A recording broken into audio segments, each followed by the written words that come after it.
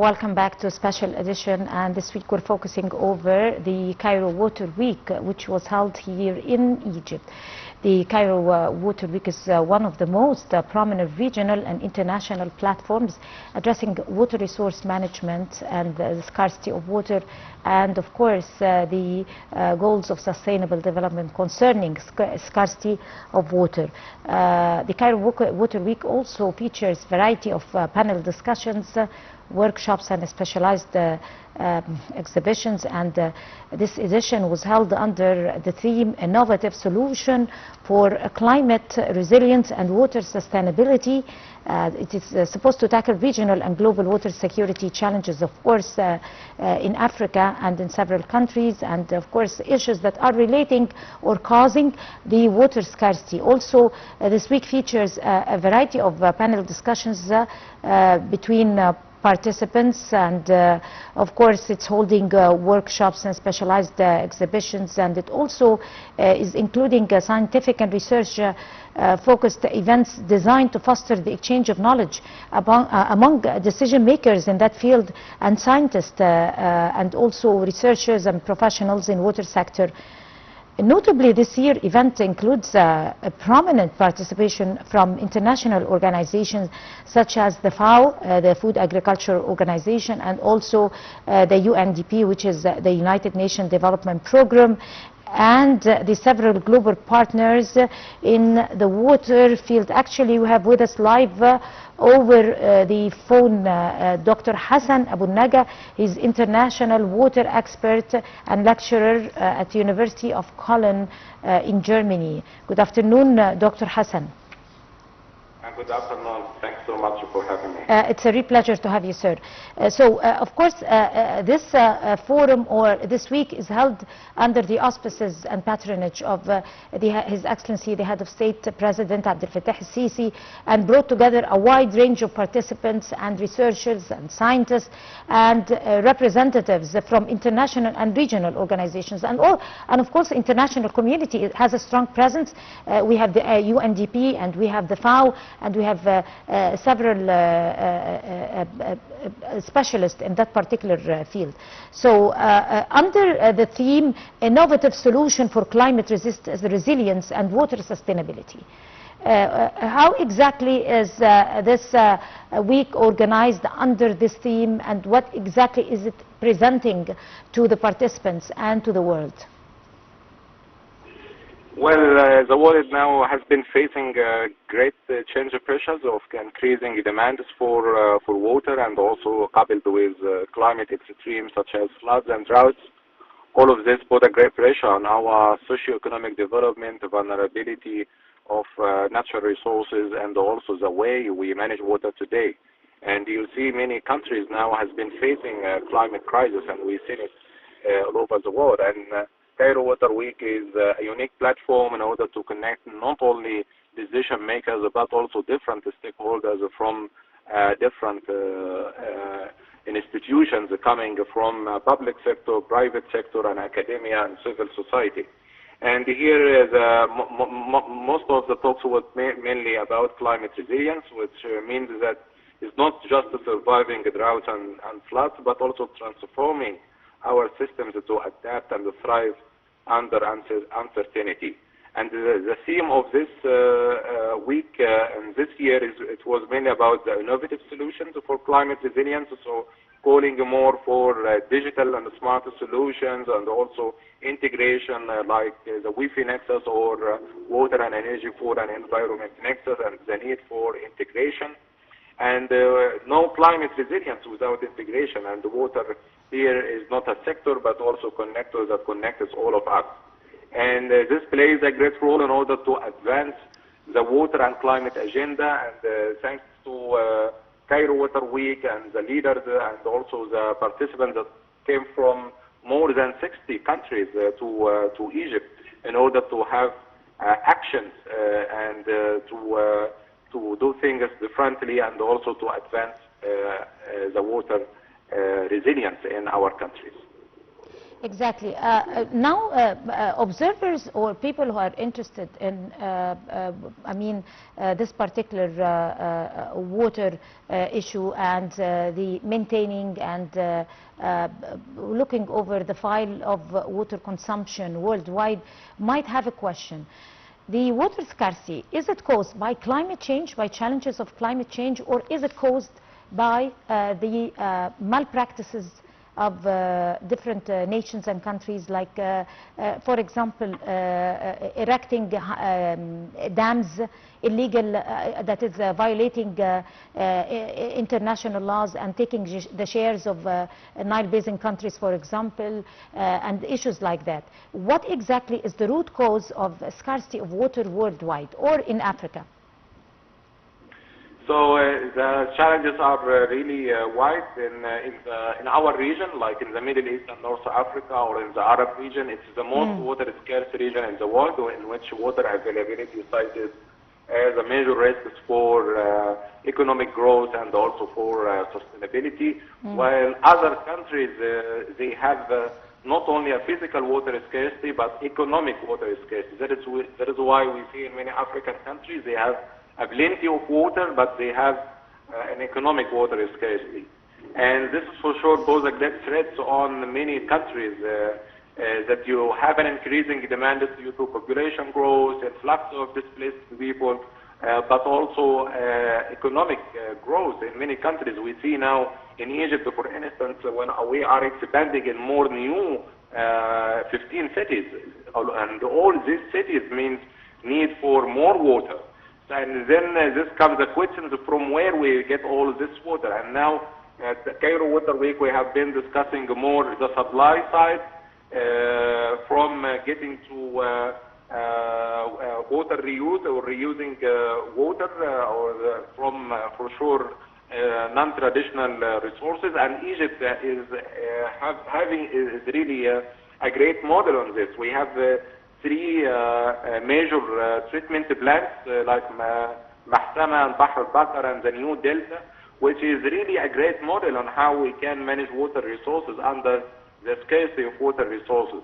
But also from the demand side management, we need also to reduce the water losses, which is also a global problem in which more than 100 billion cubic meters is being lost every year, and this is really a huge water of losses. And for sure there is a need also to reduce our consumption from different sources, and that is why the Cairo Water Week is really calling for water resilience under all these uncertainties and all the pressures that we have been facing there. And also one of the major initiatives that I seen it in which I coordinate between Germany and Egypt, called the iWater, which we call as a platform in order to connect to all the stakeholders, because we need a collective action. All the challenges that we have seen from water and climate needs really a cooperation at different levels. And for that we need for sure a new generation of people who are dealing with new challenges like climate change, and this is why we are calling for innovation. And the innovations here is mainly innovative solutions for water management, innovative financing, innovative also partnerships. All of this play a great role to secure water for all. We can understand that, of course, the geopolitical presentation on the map of some countries might help them cover up for the scarcity of water that might happen to them. But there are other countries who doesn't possess a geopolitical position over the map and doesn't have that access to wells that or to rivers, different side rivers or different springs. Yeah. Or different other sources of water, I mean. So in short, the question might come to our mind is that was there any panel that discussed the historical laws and agreements that were signed to secure the rights of nations to their shares of water? Was it discussed seriously in this week? And is there any suggestion or maybe a resolution that was taken to be able to try to make it harshen those laws so that everybody could be guaranteed that they had their own share of water?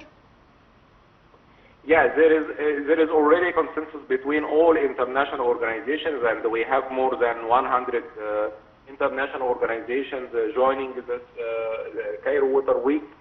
Especially, you know, in our region, like 60% of our water is coming from outside our countries. This means that also a great threat and risk for us, and there is a need for a legal and binding agreements between countries, and also implementing the international law in this regard.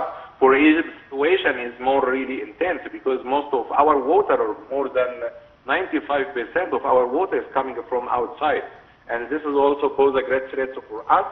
And this means that the need for integration and the cooperation and applying the international law is not an option. And we have seen what happened in Sudan and in many countries all over the world, that if we don't have such a cooperation, it would lead really to more risks, not only to countries in terms of resources, but also to humankind. We have seen how many people also died, how many infrastructure destructed. All of this really makes also or ring the alarm for decision makers in upstream countries to work closely with downstream countries.